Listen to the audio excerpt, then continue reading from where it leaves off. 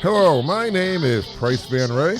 I am a divorced single dad, father of 5 kids, and welcome to my show. That's right, welcome and hello, and welcome back again. I want to thank everybody for coming back again. If you're joining us and you're seeing the video podcast, you can notice that I colored my beard. It's getting a little thicker, so I colored it, and it's coming in pretty good. At first, I was like, I don't know, I think I might shave it. Because I'm not really a beard person, but I did a good job dyeing it, I think. I gotta take credit. I gotta take credit for what I do. And I'm looking at it and I'm like, hey, you know what? It's not that bad. The bluer could be darker, but whatever. I mean, that's only if you guys are seeing the video podcast. But if you're not, close your eyes and imagine it. One side is red, the other side is like supposed to be neon red, but it looks pink. But hey, it's cool, whatever. So I just want to tell you guys, I am sitting here. It's a very nice day in my living room. And I actually had to restart the podcast because I forgot to hit the record button on my video camera. Now, if anybody wants to start a podcast, remember, always make sure the video is going at the same time. But sometimes you forget. But I just want to say what we're going to be talking about today. Today, we are going to be talking about listening. And listening is very, very important, especially when you have kids, because kids need to be listened to. Now, I will say this. Listening can cover a large area of things and people. For example, listen to your pets, right? We all have pets. We love our pets, but we have kids. And we can listen to our kids. We can listen to our friends, listen to what they have to say. Maybe they're crying out for help. We can listen to our parents. Maybe they have something to say, or they just want to talk, and they're going to listen. So, as always, I'm going to start the show with some words. And here they go. Hear me, oh hear me. I have something to say. Please don't ignore me yet another day. That's right, guys. Kids can feel like you are ignoring them. And you may not be doing it on purpose.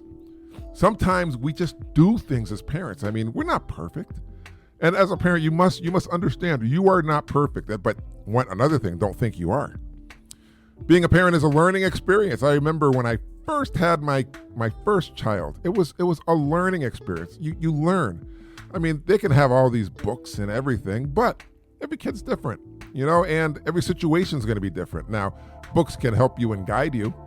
Sort of like a recipe book. I don't know if anybody out there remembers recipe books. When I was a kid, we had recipe books in a drawer, and you can follow the instructions. But in the end, when you're making like cookies or a cake or a roast, you're gonna take the ingredients and you're gonna take the recipe and put your own little style on it.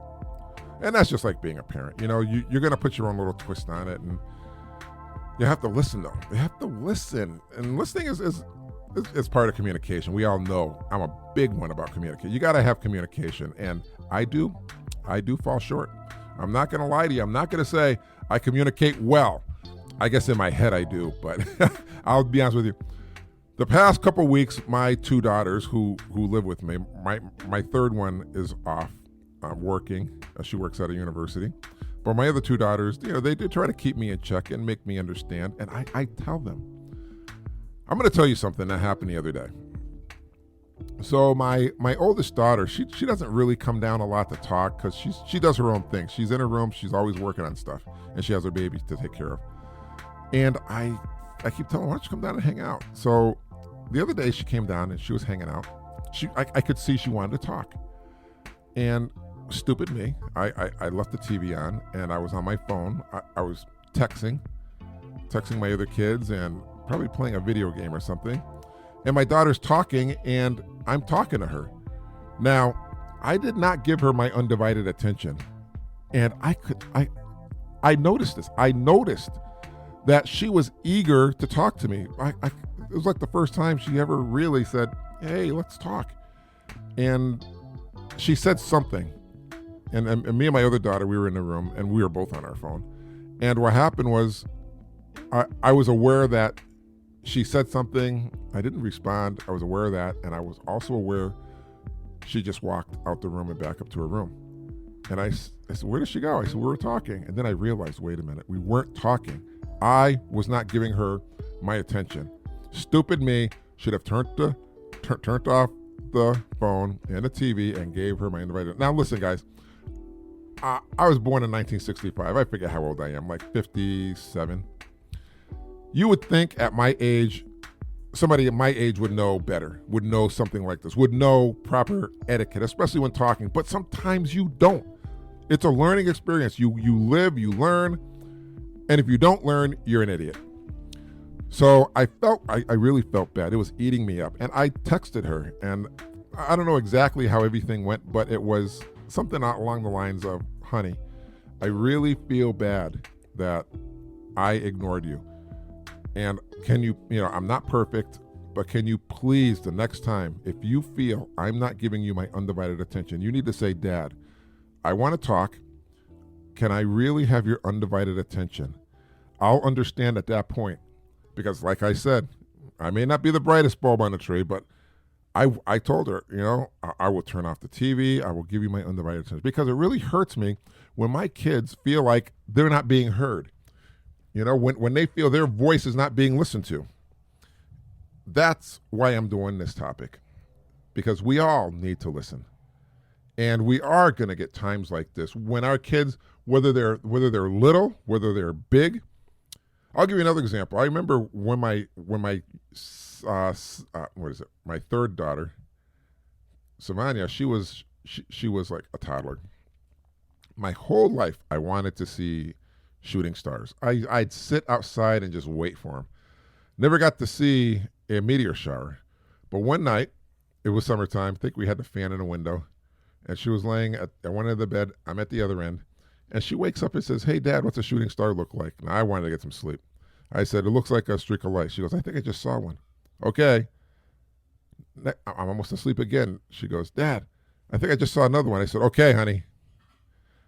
Then she says, Dad, I saw another one. Okay, go to sleep. That's it. I got to sleep. Enough of this. Well, the next day on the radio, they said, big meteor shower last night. Hopefully everybody saw it. I didn't see it. I missed something, a chance of a lifetime to see, a meteor shower that I had been waiting to see since I was a little kid. And guess what? I will probably never see it again. And do you know what? I did not listen to my daughter. She had something to say. All I had to do was look out the window and acknowledge her. I didn't even do that. You live, you learn. You learn. Guys, being a parent, it isn't a 24-hour job. Don't ever let anybody think it's a 24-hour job. Being a parent is not. It's not a 4-hour job. It's not an 8-hour job. It's not a 24-hour job. It is a forever job. That's why this podcast is called Forever Dad. I will be a dad forever, and I need to fulfill everything I talk about on this show. But you know what? I probably won't successfully do it, but as long as I try, you gotta give me some credit there, because you live and you learn. You learn. Like I say, hear me, oh hear me, I have something to say. Please don't ignore me. Yet another day. You guys really have to, you guys have to listen to that. Those are some powerful, powerful words. Kids want to be heard. And when they want to be heard, you got to take time to see what is wrong. Because sometimes they won't tell you right away. You have to get it out of them. You have to make them talk. Shut that TV off. Turn to them. Look them in the eye. Lean forward. Clasp your hands in front of you like you're praying. Say, okay, honey, what's wrong? What's wrong? Listening to your kids, another thing. And I'm just going to throw it out there. My daughter, she's 27. This is the one with the baby. So she came down again today. She's been coming down a lot talking to me. She hasn't before. Well, I'll be honest with you guys. She tends to argue with me a lot. I don't argue with her. She argues with me, but according to everybody else, we both argue. So I got to be fair. I'd like to blame her, but I'm just trying to see my side. I always think I'm in the right, but I could be in the wrong. I got to listen to my other kids. I got to process it, but I can't judge. But anyways, my oldest daughter, she was pointed out my flaws when she was growing up. And I told her, she said, I don't want to hurt your feelings. You ain't going to hurt my feelings. I need to know what's bugging you. So she was she was pointing them out. And I always say, if you punish your child, you have to explain it to him. Now we didn't talk about punishment because my kids were pretty much, from me, I think they were punishment free. I usually try to talk to them. Definitely like to throw a little fear in them, scare them like, all right, that's it, Dad's coming. I'd stomp my foot. But after a while, they knew Fat Dad wasn't going anywhere because Dad wasn't going to get off that couch. That's right. But I'd probably say when I did get mad at my kids, I never yelled because I saved the yelling for something really important. You can't yell at your kid all the time because then when something serious happens, they're not going to know the difference. They're just going to say, well, he's just yelling. If I say, hey, get out the road, there's a car coming, that's just yelling. But if you never yell at your kid and then you say, hey, get out the road, then they're going to know it's serious. They are going to get out that road. You have to listen to your kids. And if you yell, you should really explain why, what's going on. You shouldn't yell, but I'm just saying if it does happen, and as parents, I'm not going to say we are all exempt from that because we do tend to yell sometimes, or all the time. There are parents who yell all the time. If your parents do that, you need to chill out, okay? Because kids are listening, they're learning, and you don't want your kid mirroring what you do. Remember, they form an opinion. Your kids have feelings as well. Okay? I'm a divorced single dad. And being divorced can be tough. And it can not only be tough on you, the parent, it can definitely be tough on your children. I mean, think about it. Your kids, they see you as a parent, whether it's mom and dad, dad and mom and mom, dad and dad, whoever you are, they see you guys not communicating in a way they would hope, but because they don't really understand. But you got to make sure it doesn't get too messy. You got to make sure you don't be cruel. I mean, I'm not going to say you're not going to be bitter, because when you get divorced, nobody says, "Oh my God, I cannot wait to get married so I can get divorced." I mean, hopefully, some sane person has the intention of, okay, we're going to get married. We're going to make it work. We're going to be committed. We're going to raise kids, if you can have kids, or you're going to raise cats. I like cats. Or, you're just going to plan out your future, because that's what people want to do. I don't think people want to be alone. Who wants to be alone? Nobody. Do you want to be alone? No. But we do have pets too. And I'll be honest with you, I'm divorced and I'm not really alone because I have my kids hanging out sometimes. But I also have my cats, and it's funny how my cats are almost like my adopted children. If you have pets, anybody out there who has pets, you guys know what I'm talking about. You think of your dog, your cat, your guinea pigs, your hamsters, maybe a lizard, a snake, a spider, a scorpion, whatever you have. That is your little love bond there, your little love joy. And you got to listen to them as well.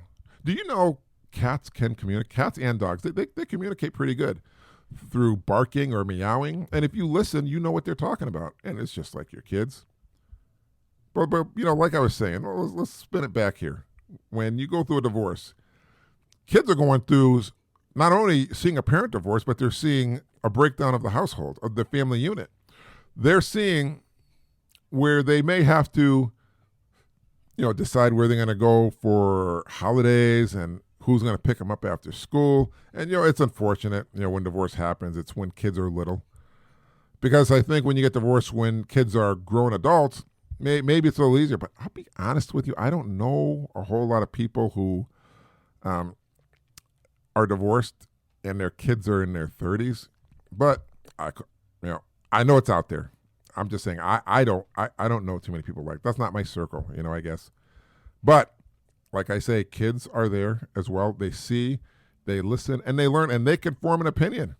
And you want to make sure that your kids aren't scarred, I guess. That's the word I'm saying. So you got to be careful what you say, how you say it. That's definitely something you have to learn.